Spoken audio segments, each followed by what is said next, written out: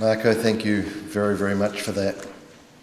If at the beginning you thought that Marco was just the naughty one of the family, you'll have noticed that there was a tremendous amount of love that's been shared and indeed some depth of feeling, and that's just wonderful to have, all of us to have shared in this day.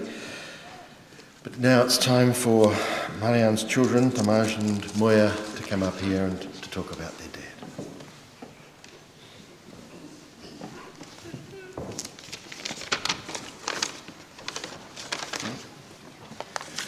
Good morning, everyone.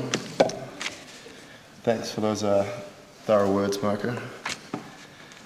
Moya and I would just like to say a few words on behalf of ourselves and our mother, Marjan. We weren't able to hold a national holiday and erect a statue in Dad's honour like I know he would have liked, but I know he'd all be truly touched to see you all here celebrating his life. Oh, shit, sorry. Dad was a great man in a number of areas, as I'm sure others will speak of today, and with his family this was no exception. We had a great childhood, and this was largely due to having such great parents. We will remember Dad fondly for a number of things, including, but most definitely not limited to, his ability to sleep everywhere and anywhere, loudly, his creative taste in sandwiches, usually involving sardines, the way he looked and snored, just like our dog Ludwig. Dad always told us that a dog's love was the only love money could buy, and I know Dad cherished the way Ludwig embodied an unconditional source of love. Ludwig was an insightful, reflective reference point for Dad whilst writing his thesis. We will miss Dad's random emails and texts that usually contain some sort of poem or obscure thought that let you know he was thinking about you. We will miss his ability to create fun, such as inventing floor dancing, instigating loud sing-alongs in the car, and trying his hardest to embarrass us kids. Dad always made me laugh. Personally, I remember him for our moments together when we'd have deep philosophical conversations about any range of things, and his ability to make me feel special. Dad loved his family deeply, and we loved and still love him. Dad was always a passionate, enthusiastic person, and he was always full of life. He had the innate ability to always meet the most random people in the most random occasions. One thing that always surprised me was the length that Dad would go to welcome new people in and make them feel comfortable. He always had the ability to make others smile and make them feel good. Growing up, no matter how busy Dad was, be it with his work or when he was out doing his own thing, he'd always make time for us kids, and he was always there no matter what, whenever we needed him. That's right, Bubby, that's right.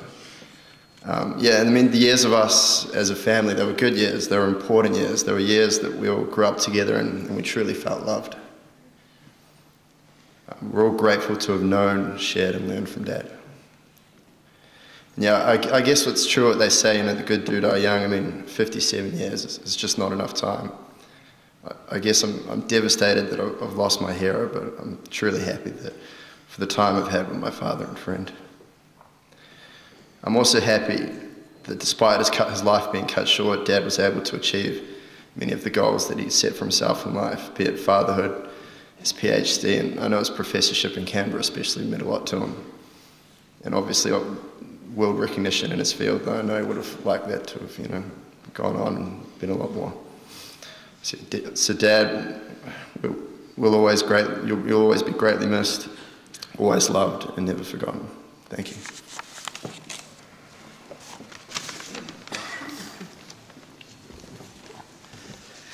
Thank you, Moya, Tamaj. I now ask for Professor Sue Pullen to come and make a tribute to Marjan's career.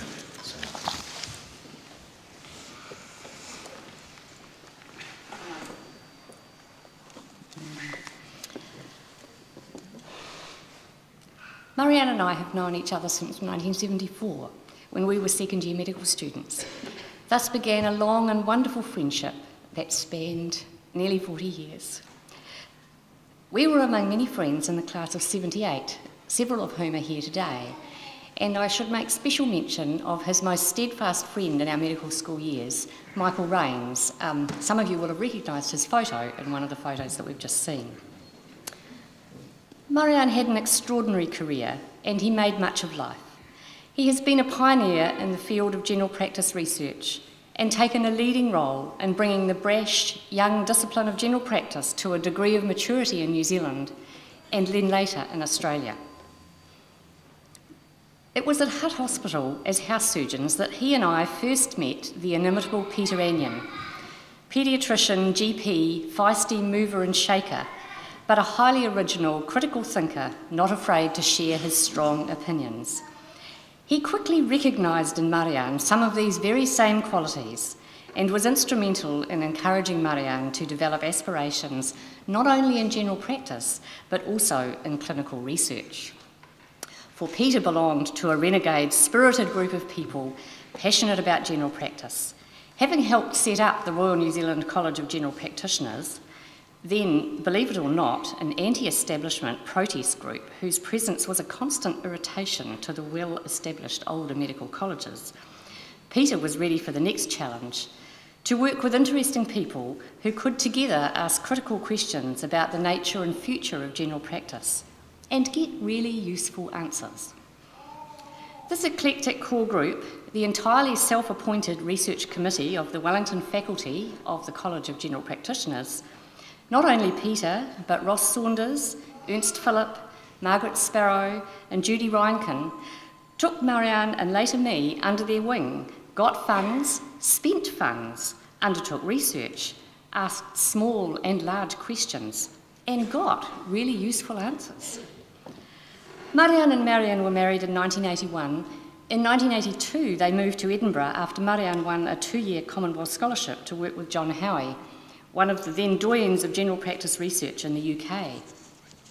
In John's words, which were sent to us just a few days ago, Marjan was a real character and someone whose take on life and his professional life was both stimulating and refreshingly different.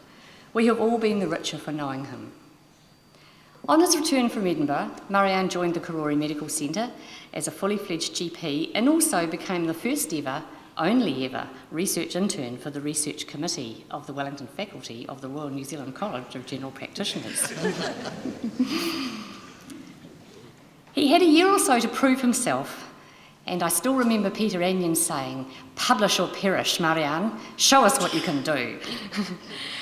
It was not easy for him, but it was enough to prepare him for an opportunity to join John Durham and Tom O'Donnell at the Wellington School of Medicine in 1987 as a senior lecturer, while continuing in his practice in Karori. These were busy but happy years.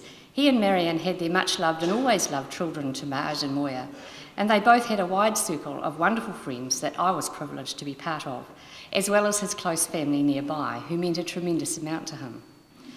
Marjan's research interests steadily grew. His early work included the investigation of ophthalmology referrals, wheezing in children, reliability, or not, of clinical examination, asthma management, treatment of sore throats, and much of this is noted in the slim and unprepossessing Directory of General Practice Research, 1965 to 1994, that Marjan put together. I remember the painstaking work he did to compile this modest list of publications before the internet and before email, before electronic databases, and before computers as we know them today. But these were the very tools that revolutionised information management, and Marjan embraced them all. From MS-DOS and golf balls, daisy wheel printers, and a Motorola mobile phone the size of 2 bricks, he quickly moved on to experiment with the first versions of Windows, the first version of EpiInfo, SPSS, FileMaker, and the first electronic clinical records were nirvana for Marjan. He was not just an early adopter, he was out in front always, and it served his now alarmingly wide range of research interests in spades. He was quicker than most to see the potential for a different sort of research into clinical practice with these new tools. And as with any pioneer, There were some who regarded his ideas as the mere pipe dreams of a lovable but already eccentric colleague. But by the early 1990s, John Durham and Marjan had been joined by Margaret Greco in forming the fledgling Department of General Practice in Wellington, situated in a prefabricated shed on the site where the School of Radiation Therapy now stands. I joined them there in 1994, and it was there that I saw Marjan really develop his teaching and theatrical skills, which did not come naturally to him, believe it or not, in the early days. He was always cognizant of the need to engage students in thinking and debate. But on occasion, even he underestimated the effect of a particularly vigorous thump on the table. Horrified one day to hear a thunderous noise next door, Margaret rushed in to find Marjan surrounded by dust and ceiling tiles, rotten after years of absorbing steam above the antiquated Zip hot water system. Suffice to say, she rescued the bemused students, looked after a shaken Marjan, and engineered a rapid move into the main building of the medical school on level F, the same space that the department occupies today.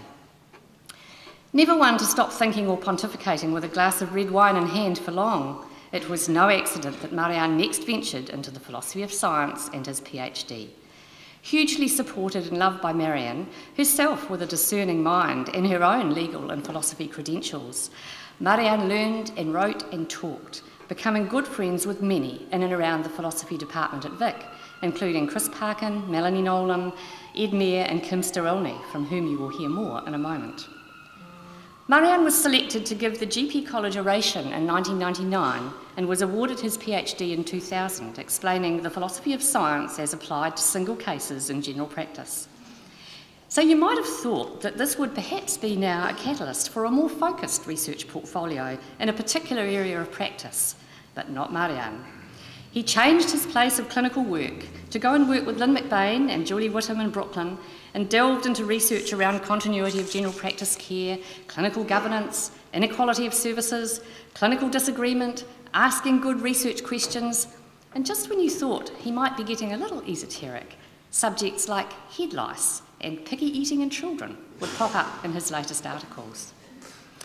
When he was offered the opportunity to take up the inaugural chair of general practice at ANU in 2005 in Canberra, his many communities of friends and relations lamented a little, but not a lot. We could all see what a wonderful chance this would be to develop a new department, a new medical curriculum, use innovative teaching methods and learning methods, work in a different health system, and engage in an ever wider scope of research. Life in Canberra had its ups and downs, but we kept in touch well. Facebook was made for him. It is hard to believe that we saw him at work and enjoyed dinner with him and partner Sarah only a few short weeks ago. Marjan was an integral part of the New Zealand academic community and put his unique stamp on it through an extraordinary period of growth and development. He and Les Toop in Christchurch were particular friends, and together they set up our much enjoyed annual GP research weekends. We paid special tribute to Marjan this last weekend just gone. I can think of no better way to finish than to read you a heartfelt message written and informed by Nari Curse, Felicity Goodyear-Smith, Tony Dowell and Bruce Arrell on behalf of all 5 departments of general practice in New Zealand. Marjan was a vibrant, enthusiastic member of the GP academic community. He was well known and loved by GPs, researchers, nurses, participants in research, and others where primary healthcare academics gathered. His contribution to the field is his legacy to us. We have gained much from his philosophical approach and thoughtful questioning, extending knowledge and its interpretation to better research and delivery of primary care. Marjan was larger than life and has died far too young. He will be sadly missed by his university friends and colleagues in Auckland, Waikato, Wellington, Christchurch and Dunedin.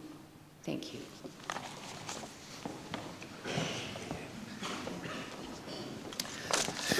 Thank you very much, Sue.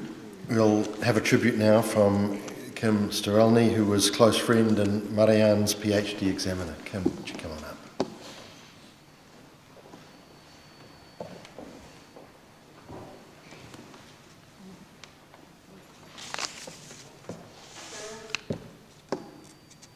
about the saddest honour of my life, I think, being asked to speak today about Marjan. He and I go not quite as far back. I first met Marjan in 1992 or thereabouts as an undergraduate student in philosophy, turned up in my philosophy of language class. It was a delight to have someone in the class as large and as noisy as I am. Wasn't quite as hairy as me, but in other respects we were a good match. So I've known him as an academic, as a friend, as a doctor. I'm very disgruntled and I'm going to have to find a new GP. Very selfish of him to piss off this way. Today I've been asked to speak about him as an academic. I think the sort of first thing to say about Marjan as an academic is the sort of tremendous breadth of his intellectual interests. So, first and foremost, of course, those derived from his practice as a GP. I mean, Marjan was a terrific doctor, but he also saw every one of his encounters as a natural experiment and a potential source of data. There's all of these little potential data points, walking into his office every day. He was delighted beyond words when my daughter turned out to have a rare ear disease. And he sort of clucked and fussed with tremendous pleasure over it. I mean, most of his actual sort of publications that grew out of this were on sort of common rather than rare phenomenon, but there was a tremendous range of those, sort of asthma, on kind of various chronic diseases and patients' recognition or lack of recognition of their own case, on allergies, on the sort of interaction between sort of, psychological and physical conditions. Everything that walked through the door, he was interested in and tried to extract information out of. He was interested in the history of medicine and medical practice. So he wrote actually a pretty important paper with my partner Melanie Nolan, arguing that what people think of as a modern phenomenon, the sort of atomisation and dispersion and anonymity of modern life, isn't a modern phenomenon at all. It's been typical of the history of New Zealand that people don't, see the same doctor every time, that the sort of long-standing, established professional relationship, of medical ideology is a myth now and has always been a myth. And of course he was interested, in philosophy of medicine. I mean, I was, my primary interest is in philosophy of life sciences, and medicine's a kind of applied life science, and that's, our one academic connection between Marjan and mine came together. And there was a sort of very important connection between Marjan's sort of high-end theoretical interests in philosophy and his practice as a medical researcher. I mean, you've heard the perhaps not incredibly gripping title of his thesis, but in fact the thesis was on something, sort of genuinely interesting. Marco, you should have fucking read it rather than so the basic sort of issue in the thesis is to do with the sort of the methodology of trying to understand the enormously complicated and variable, sort of things that human beings are. I mean, if you want to try and study what makes us sick and what makes us well, you've got to somehow come to grips with sort of variation and diversity. And Marjan, his thesis is about that. A very important part of that was arguing against what Marjan in the thesis called the gold standard, the idea that the ideal medical experiment is large numbers, random controls, and preferably double-blind. And Marjan argued against that gold standard, not just because in practice you can't always do it. Everyone's always accepted that in practice you can't always do it. He argued, in fact, that for certain kind of research projects, it's inappropriate. You've got trade-offs between different methodologies. So, for example, if the great thing about random controls is that they help control for sources of error and bias that you don't know about. But of course, randomising can degrade your capacity to control for sources of error and bias that you do know about. So it's not true that if you could do it, you should always do random controlled trials. So that led Marjan into a kind of methodological pluralism. The idea that there's a sort of range of different, methodological techniques for thinking about humans, and thinking about human medicine. And so despite the enormous variation in Marjan's work and Marjan's interests, I do think that there's some common themes that if you look at his practice come through. One's the methodological pluralism, and it's not just a pluralism of practice, it's a pluralism for which Marjan had a kind of careful and well thought out sort of intellectual defence. The second is a kind of context. Marjan saw, that humans and disease are situated in context and environment. And it's simply a mistake to think that you can understand humans and you can understand humans' kind of medical response to pathogen and medicine in isolation from their social context and their physical context. So Marjan was always interested in the sort of social organisation, of medicine. And the third thing, I think, the sort of third theme in all of this, I think, is Marjan was always interested in the kind of flow of information through medicine. So humans are very variable, how they respond, both to pathogen and treatment varies, but also what they tell you varies. So someone walks in fact, with exactly the same physical condition, what they tell the doctor, about how they're feeling and what happened to them varies from case to case. When the doctor tells them something, even if what the doctor says is exactly the same, to 10 different people, what they hear is not exactly the same. So Marjan was very interested in sort of separating noise from signal and trying to improve the noise to signal ratios coming in and going out. So I think there's some really important common themes, in Marjan's work. I mean, it's true that he spread himself widely. It's probably true that he spread himself too thin. But nonetheless, there was a sort of unity of thought, behind the variety of practice. So a kind of final thought about Marjan. There's a great evolutionary biologist, George Gaylord Simpson, said of all life, that's a triumph over the improbable. I think that's true of all of us, but it's something I especially like to think of Marjan, that he, in his kind of variety and exuberance and larger-than-lifeness, and his chaos, Marjan is one of the great entropy accelerants of our time.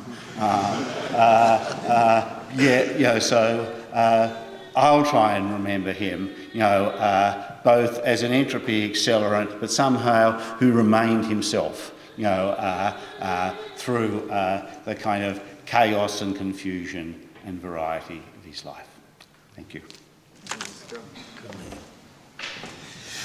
Kim, thank you very much for that. Now I'd like to call on Brent Lewis, Principal of Avondale College and good friend, to speak about Marjan. Brent.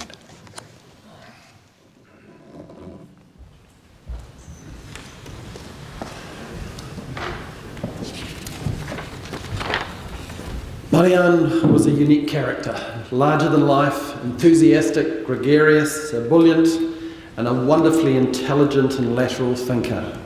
Not to mention the owner of some spectacularly loud jerseys. In fact, one particularly expensive and vibrantly coloured jersey, which I watched him buy in Sydney with considerable amazement, evoked such a strong reaction in one patient that Marjan even featured it in an academic article he once wrote on the impact of cross-cultural differences in doctor-patient relationships. But then he was always a colourful character in all senses.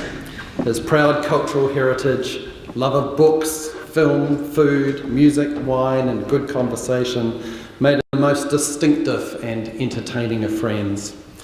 Pamela and I first came to know Marjan and Marion when our children were young. We enjoyed one another's company so much we went on to share some wonderful family holidays together in Australia and Bali, building a common history and bond that's continued for many years. We still fondly remember the songs Marjan composed and sang in the minibus on the back roads of Denpasar with the support of the children, including one about Pamela being a tukang belanja, Indonesian for obsessional shopper.